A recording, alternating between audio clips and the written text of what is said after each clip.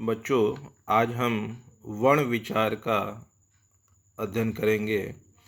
भाषा को बोलते समय हम ध्वनियों का उच्चारण करते हैं।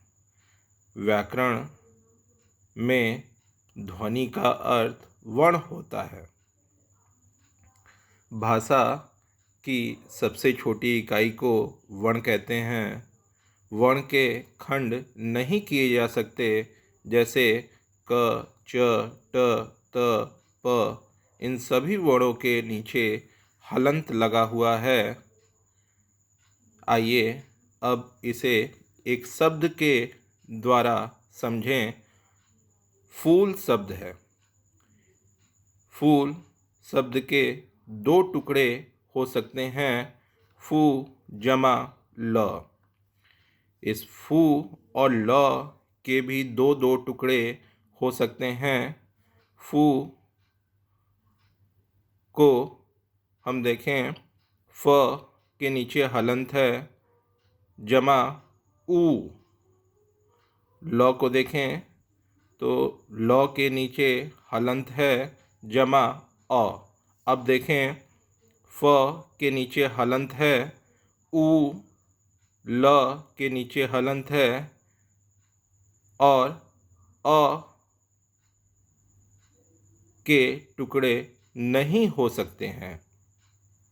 इस प्रकार से हम यह कह सकते हैं, वह छोटी से छोटी ध्वनि जिसके टुकड़े नहीं किए जा सकें, वर्ण कहलाता है।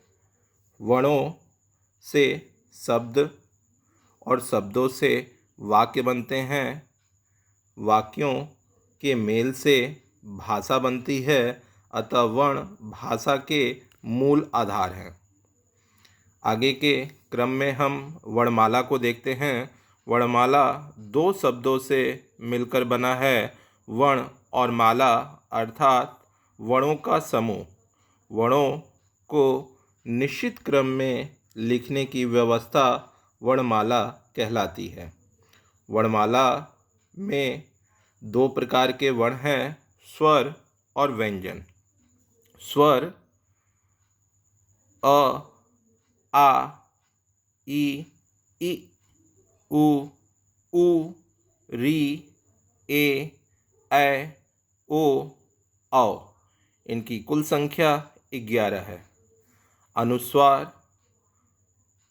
अंग, विसर्ग, अह। इसे हम अयोग्य व कहते हैं। यह न तो स्वर है और न व्यंजन। इनका उच्चारण स्वतंत्र रूप से नहीं होता। यह स्वर के साथ लगे होते हैं और इसलिए इससे हम अयोग्य वा की श्रेणी में इसे रखते हैं। व्यंजन को हम देखते हैं। इसमें क से प तक 5 वर्ग में इसे विभाजित किया गया है और प्रत्येक वर्ग में 5 5 वर्ण हैं। आइए हम देखें, क वर्ग में क, ख, ग, घ, अंग। च वर्ग में च, छ, ज, झ, इय। ट वर्ग ट, ठ, ड, ढ, ड़। त वर्ग में त, थ, द, ध, न। प वर्ग में प, फ, ब, भ, म। इस प्रकार से हम यह देखें तो इसमें प्रत्येक वर्ग में 5 वर्ण हैं और इस प्रकार से यह कुल 25 वर्ण हैं। इसे हम स्पर्श व्यंजन के नाम से जानते हैं और वर्गों में विभाजन के कारण इसे वर्गीय व्यंजन के नाम से भी जाना जाता है। क से म तक के वर्ण स्पर्श व्यंजन में आते हैं। आगे हम देखते हैं अंतस्त्य व्यंजन। इनकी संख्या 4 है, य, र, ल, व। ऊष्म व्यंजन श, ष, स, ह। इनकी संख्या 4 है। संयुक्ताक्षर छ, त्र ज्ञ स्र, इनकी भी संख्या 4 है। उच्छिप्त व्यंजन की संख्या 2 है और ये ड और ढ के नीचे बिंदु लगा हुआ है।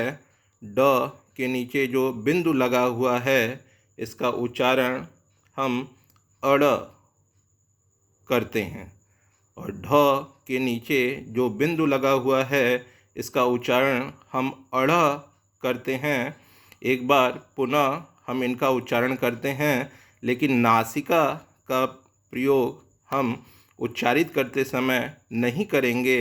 इसे एक बार देखें, अड़ अढ़।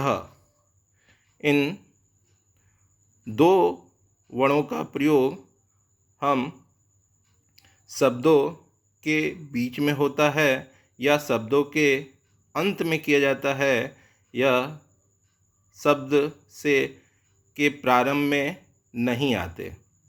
जैसे उदाहरण के लिए हम अड़ को देखें तो अड़ पेड़, लड़ना, लड़ाई, लड़।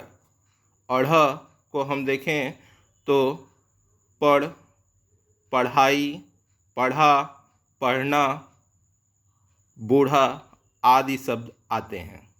मूल स्वरों में देखें तो हर स्वर की जो संख्या है वह 4 है। अ, ई, उ, री। दीर्घ स्वर 7 हैं। आ, ई, उ, ए, ऐ, ओ, औ। वर्णों की कुल संख्या हम देखें तो 52 हैं। इस प्रकार से हम देखें 11 स्वर, 2 अयोग्यवा, 1 अनुस्वार और दूसरा विसर्ग, 25 स्पर्श व्यंजन, 4 अंतस्थ व्यंजन, 4 ऊष्म व्यंजन। इन तीनों को यदि हम जोड़ दें तो 25, 4 29 और 4 33 हो जाएंगे। इस प्रकार से हम कह सकते हैं क से ह तक इनकी संख्या, कुल व्यंजनों की संख्या 33 है। और इसमें आगे के क्रम में संयुक्ताक्षर और 2 उच्छिप्त व्यंजनों को जोड़ दें तो वर्णों की कुल संख्या हमें मालूम होती है 52 है। इस प्रकार से हम आगे अध्ययन करते हैं हलंत का। प्रत्येक व्यंजन में अ की ध्वनि मिली होती है।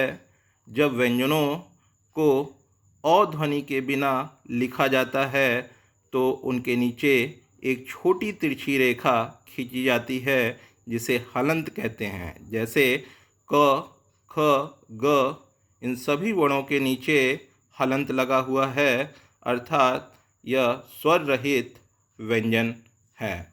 धन्यवाद।